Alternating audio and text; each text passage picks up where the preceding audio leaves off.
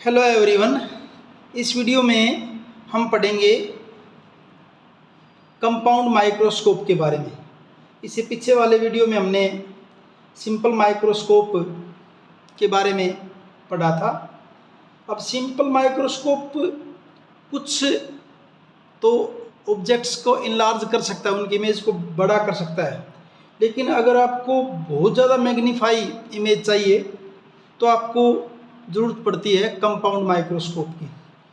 और एक अच्छी क्वालिटी के कंपाउंड माइक्रोस्कोप में जो है 1000 टाइम्स 1000 गुना जो है मैग्नीफिकेशन तक आप कर सकते हैं। चलिए देखते हैं क्या है इसके अंदर। कंपाउंड, जैसे कि नाम से पता चल रहा है, कंपाउंड यानी कि दो लेंस हैं इसके अंदर यूज होंगी, कंपाउंड इकट्ठा करके ना। Compound microscope is an optical instrument used for observing highly magnified image of tiny objects. छोटे ऑब्जेक्ट की बहुत ज़्यादा मैग्नीफाई करके इमेज इसके अंदर हम देख सकते हैं। कंस्ट्रक्शन क्या है? It consist of an objective lens of very small focal length. Objective lens जो ऑब्जेक्ट की तरफ होगा आपका, उसकी फोकल लेंथ कम है, और अपर्चर भी उसका क्या होता है, स्मॉल, अपर्चर भी थोड़ा होता है इसका। एंड एन आई पीस जो आँख की तरफ आपका लेंस, बोथ लेंस आपके क्या, आपके कन्वेक्स लेंस हैं, दोनों के दोनों लेंस इसके अंदर लिखा नहीं हमने। ऑब्जेक्टिव आपके होंगे क्या, आपके both are convex lens, both क्या होंगे आपके कन्वेक्स लेंस होंगे भी, कन्वेक्स लेंस होंगे दोनों ही। जो ऑब्जेक्टिव होगा वो भी, और आई पीस आँख की तरफ जो होगा वो भी। तो आई पीस जो उसकी मॉडरेट फोकल लेंथ है, और अपर्चर उसके क्या होता है, ज़्यादा होता है, हाई लार्ज अपर्चर होता है। इसकी कंस्ट्रक्शन की जब बात कर रहे हैं तो ये तो कंस्ट्रक्शन की बात कर ली, साथ में इसके अंदर होता है आपका जो है rack and pinion arrangement. Rack and pinion arrangement, उसके हेल्प से आप जो है दोनों लेंस के बीच की डिस्टेंस को कम ज़्यादा कर सकते हैं। वर्किंग क्या है इसकी, देखिए। An object A B is held in front of the objective lens. Object A B को जो है, जो भी ऑब्जेक्ट है उसको किसके सामने, ऑब्जेक्टिव लेंस, ये आपका ऑब्जेक्टिव लेंस है, इसके सामने ऑब्जेक्ट को रख देते हैं। ये आपका ऑब्जेक्ट क्या है, ए बी, इसको ऑब्जेक्टिव के सामने रख दिया। ये आपका कंप्लीट क्या है, प्रिंसिपल एक्सिस है, प्रिंसिपल एक्सिस, और ये इसकी फोकल लेंथ है ऑब्जेक्टिव की, F O, small focal length जो है। तो ऑब्जेक्ट को रख दिया जो है in front of the objective lens beyond its focus, focus से परे इसको रख देते हैं। और हमें पता है कि जब फोकस से परे, फोकस बियॉन्ड फोकस जब आप ऑब्जेक्ट को रखते हैं, a real inverted and enlarge image A dash B dash is formed. तो इसकी real inverted and enlarge image ये जो बन गई आपकी, ये इमेज बनी यहाँ पे आपकी। इमेज कैसे बनाते होते हैं, एक रे हम लेंगे पैरेलल टू प्रिंसिपल एक्सिस, ये ले ली पैरेलल टू प्रिंसिपल एक्सिस। कहाँ से आएगी आपकी, फोकस में से पास होके आएगी भी, फोकस में से आ गई आपकी। और दूसरी रे हम लेते हैं सेंटर से, ऑप्टिकल सेंटर से, ऑप्टिकल सेंटर से दोनों यहाँ आके मिल गई। तो ये आपकी इमेज बन गई यहाँ पे, ए डैश बी डैश इमेज बन गई इन दोनों से, ए डैश बी डैश इमेज। और इमेज कैसी आपकी, ये रियल है, इन्वर्टेड है और इनलार्ज है, ठीक है। Real inverted and enlarge image A dash B dash is form, ये आपकी इमेज बन गई A dash B dash. Now A dash B dash act as an object for eye lens, ये आपका आई लेंस है, ये जो बना रखा है आई लेंस है, जिसका ऑप्टिकल सेंटर C2 है। और इस लेंस के लिए ये जो आपकी इमेज है वो ऑब्जेक्ट की तरह काम करेगी। ये आपकी इमेज किसकी तरह काम करेगी, ऑब्जेक्ट की तरह काम करेगी। ये इस लेंस के लिए किसकी तरह काम करेगी, ऑब्जेक्ट की तरह काम करेगी। Now A dash B dash act as an object for eye lens which lies between optical center C2 of eye lens and its focus। यानी इसको इस ढंग से एडजस्ट करेंगे आई लेंस को कि इमेज कहाँ आ जाए, इसके ऑप्टिकल सेंटर और जो आई पीस है उसके फोकस के बीच में आ जाए इमेज। और हमें पता है कि जब कन्वेक्स लेंस में आपका ऑब्जेक्ट अगर ऑप्टिकल सेंटर और फोकस के बीच में होता है तो इमेज जो है क्या बनेगी आपकी, इसके हिसाब से इमेज आपकी काफ़ी मैग्नीफाइड इमेज बनेगी। ये वाली इमेज बना दी हमने, ए डबल डैश और बी डबल डैश, ये इमेज बन जाएगी इसकी। कैसे बनाएंगे इसको, ये ले लेंगे एक रे इस पॉइंट ए डैश से, जो कहाँ से आ रही है, ऑप्टिकल सेंटर से, ये आपकी यहाँ पे आके इमेज बनेगी। और ये जो रे आगे जा रही थी आपकी, ये एक्चुअल में तो यहाँ गई ही है, लेकिन लगेगा क्या, ऑब्जर्वर को क्या लगेगा कि रे कहाँ से आ रही हैं, ये यहाँ गई रे, तो ये यहाँ चली गई आपकी रे। लेकिन ऑब्जर्वर को क्या लगेगा, रे जो है पॉइंट ए डबल डैश से रे आपकी आ रही है, coming from point A double dash. तो ये आपकी इमेज बन जाएगी A double dash and B double dash. A virtual magnified image A double dash B double dash is formed by the eye lens. Eye lens ये final image ये बना देगा। तो अगर यहीं अगर हम देखते हैं तो देखिए ए बी के कंपेरिजन में काफ़ी बड़ी इमेज आपकी ये दिखाई दे रही है आपको। ठीक है, यहाँ तक हुआ।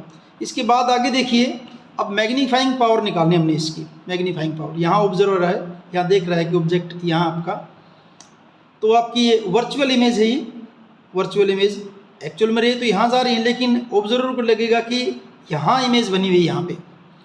अब मैग्नीफाइंग पावर जो है, मैग्नीफाइंग पावर क्या किसके बराबर होता है आपका, angle subtended at eye by final image. Final image eye के ऊपर कितना एंगल बनाती है, to the angle subtended at eye lens by the object. Object जो है वो आई के ऊपर कितना एंगल बना रहा है, उन दोनों की रेशियो। और ये कंडीशन साथ में आप याद रखना, क्या याद रखना आपको, when both final image and object are at the distance of distinct vision. जब दोनों आपकी फाइनल इमेज और ऑब्जेक्ट को ये मान के चलेंगे कि वो कहाँ पे आपके डिस्टिंक्ट विजन यानी कि 25 सेंटीमीटर जो आपकी डिस्टेंस है उसके ऊपर है ये। और मैग्नीफिकेशन का formula beta by alpha. Beta क्या आपका एंगल सबटेंडेड आई, और अल्फा क्या है angle subtended bye final image, और अल्फा क्या आपका एंगल सबटेंडेड बाय ऑब्जेक्ट। तो क्योंकि ये एंगल आपकी बीटा और अल्फा काफ़ी छोटे हैं, since angles are small therefore tangent beta को आप नियरली किसके बराबर कह सकते हैं, बीटा के, और टेंजेंट अल्फा को नियरली इक्वल टू क्या कह सकते हैं हम, अल्फा के कह सकते हैं। यहाँ बनाए हैं मैंने अल्फा और बीटा, इस फिगर को दोबारा बना दिया, आपको दोबारा बनाने की जरूरत है नहीं। यहाँ देखिए ये एंगल है बीटा, ये एंगल बीटा। एंगल बीटा किससे बनाया आपने, किससे बनाया हमने, फाइनल इमेज से। फाइनल इमेज ने ये एंगल बनाया, A double dash B double dash ने सी टी के ऊपर ये जो एंगल बनाया है ये आपका बीटा एंगल है। और अल्फा एंगल ये दिख रहा है। वैसे तो देखें तो देखिए ऑब्जेक्ट तो आपका ये है, लेकिन हमने क्या लिखा था यहाँ पे, when both final image and object are at distance of distinct vision. तो हम इसको शिफ्ट कर लेंगे ए बी को, कहाँ पे, जहाँ इमेज बनी है वहीं पे। इस ए बी को शिफ्ट करके यहाँ ले आएंगे जहाँ आपकी इमेज बनी है उसी के ऊपर, ताकि ये किसके ऊपर आ जाए, आपके डिस्टिंक्ट विजन की डिस्टेंस पे आ जाए। और दिखाया भी है मैंने इसको, देखिए इस C2 के और उसके बीच के डिस्टेंस को D से दिखाया, यानी कि आप ये मान के चलेंगे कि दोनों ऑब्जेक्ट और इमेज इस जगह पे है आपके। फिर इसको सोल्व करेंगे। तो ये आपका एंगल बीटा है जो किसने बनाया, फाइनल इमेज ने। और अल्फा एंगल देखिए किसको, ए बी को शिफ्ट करके मैं यहाँ ले आया। यहाँ आने के बाद ये बन गया आपका ये ऑब्जेक्ट एक किस्म से यहाँ पे आपका ये, जिसको क्या लिखा हमने A1 B डबल डैश, ये है। और इसने एंगल यहाँ कितना बना रखा आपका, अल्फा एंगल बना रखा है, अल्फा एंगल बना रखा है। तो पहले तो हम निकालते हैं कि टेंजेंट बीटा किसके बराबर है और टेंजेंट अल्फा किसके बराबर है। टेंजेंट बीटा अगर निकालेंगे तो टेंजेंट बीटा तो इसमें से निकलेगा, ट्रायंगल कौन सी है आपकी, A double dash B double dash C2, ये A double dash B double dash C2। यहाँ टेंजेंट बीटा करेंगे क्या होगा आपका, ये परपेंडिकुलर बाय बेस। परपेंडिकुलर क्या आपका A double dash B double dash, और बेस क्या आपका C2 बी डबल डैश। यहाँ लिखा है मैंने, देखिए in triangle A double dash B double dash C2 tangent beta will be equal to A double dash B double dash by C2 B dash. इस figure को देख के हमने लिख दिया, इस फिगर से, इस ट्रायंगल से, कौन सी, A double dash B double dash C2 से हमने किसको लिख दिया, टेंजेंट बीटा को। ऐसे हम टेंजेंट अल्फा को लिखते हैं, टेंजेंट अल्फा। और टेंजेंट अल्फा में जो है कौन सी ट्रायंगल लेनी पड़ेगी आपको, A1 B double dash C2। कौन सी ट्रायंगल होगी आपकी, A1 B double dash and C2। इसमें परपेंडिकुलर बाय बेस, परपेंडिकुलर क्या आपका A1B डबल डैश, परपेंडिकुलर जो है आपका मैंने यहाँ लिख दिया। फिर देखिए ये tangent alpha A1B double dash and by C2B double dash, C2B double dash, ये लिख दिया इस फिगर को देखते हुए यहाँ से। तो ये हमने किसकी वैल्यूज़ रखी यहाँ पे, टेंजेंट बीटा और टेंजेंट अल्फा की वैल्यूज़ निकाल ली हैं। उसके बाद हमें पता है कि जो मैग्नीफिकेशन आपका किसके बराबर था, बीटा बाय अल्फा लिखा था मैंने यहाँ पे, और फिर क्या बता दिया था कि टेंजेंट बीटा जो है नियरली इक्वल किसके है, बीटा के, और टेंजेंट अल्फा को नियरली अल्फा के, क्योंकि एंगल्स आर वेरी स्मॉल। तो यहाँ लिखा हमने tangent beta by tangent alpha, tangent beta का मान यहाँ से रख दिया A double dash B double dash bye C2B dash, और ये आपका दूसरा A1B डबल डैश और C2B डबल डैश। यहाँ क्या होगा आपका C2B डबल डैश आपस में कैंसिल आउट हो जाएंगे, तो बचेगा क्या आपका A double dash B double dash और A1B डबल डैश। ये तो यूं का यूं। अब क्योंकि देखिए A1B डबल डैश को मैंने A भी लिख दिया, क्यों लिखा, यहाँ से लिखा, देखिए A1B डबल डैश आपका किसके बराबर लिया था हमने, क्योंकि इस ऑब्जेक्ट को यहाँ शिफ्ट करके लेके आए थे ना, तो A1B डबल डैश की जगह क्या लिख दिया हमने, यहाँ पे A भी लिख दिया, ये लिखा यहाँ पे। ठीक है, अब क्या क्या देखिए नेक्स्ट स्टेप में M इज इक्वल टू, ये आया था आपका A double dash B double dash by AB, A double dash B double dash by AB है। हमने क्या कर दिया, A डैश B डैश से डिवाइड कर दिया और A डैश B डैश से मल्टीप्लाई कर दिया, इसको डिवाइड और मल्टीप्लाई कर दिया, किससे, इसको मल्टीप्लाई कर दिया A डैश B डैश से, और डिवाइड भी किससे कर दिया, A डैश B डैश से। फिर इसको थोड़ा सा अरेंज कर दिया, कैसे कर दिया, A डैश B डैश को इसके नीचे ले आए यहाँ पे, और इसको AB को जो है हमने ले लिया, यहाँ ले लिया, इस ढंग से कर दिया हमने। ये आपका क्या है, तो क्या बन गया आपका ये A double dash B double dash by A dash B dash, और ये आपका A dash B dash by A1B B double dash, ये आपका क्या हो जाएगा, क्यों, देखिए ये तो ये होगा आपका A double dash B double dash by A1B double dash, और तो यहाँ देखेंगे ये आपका होगा A double dash B double dash A dash B dash और A dash B dash by AB। अब इसको देखेंगे, देखिए ये क्या आपकी फाइनल इमेज, और ये क्या था आपका ऑब्जेक्ट था किसके लिए, अगर हम आई पीस के लिए लें, आई पीस को अगर लें तो देखिए A double dash B double dash final image थी, इसके लिए क्या था आपका ऑब्जेक्ट था। तो क्या होगा, इमेज की हाइट और क्या है ऑब्जेक्ट की हाइट, ये तो आपका क्या हो जाएगा MA हो जाएगा, मैग्नीफिकेशन ऑफ आई पीस। और ये A dash B dash by AB, A dash B dash by AB, ये वाला, ये आपकी क्या हो जाएगा हाइट किसकी, ऑब्जेक्ट की, इमेज की, और ये किसकी, ऑब्जेक्ट की, किसके लिए, ऑब्जेक्टिव लेंस के लिए। तो इसको हमने क्या लिख दिया ME, और इसको हमने क्या लिख दिया MO, magnification of I and magnification of objective. उसके बाद देखिए आगे यहाँ पे फिर लिखा मैंने, देखिए अभी where ME and MO are magnifying powers of eyepiece and objective, इनकी मैग्नीफाइंग पावर है ME एंड MO किसकी, आई पीस की और ऑब्जेक्टिव की। एक बात और देखिए आपके, MO जो है किसके बराबर लिखा था हमने, A dash B dash by AB, यहाँ आ जाइए आप, A dash B dash by क्या लिखा हमने AB।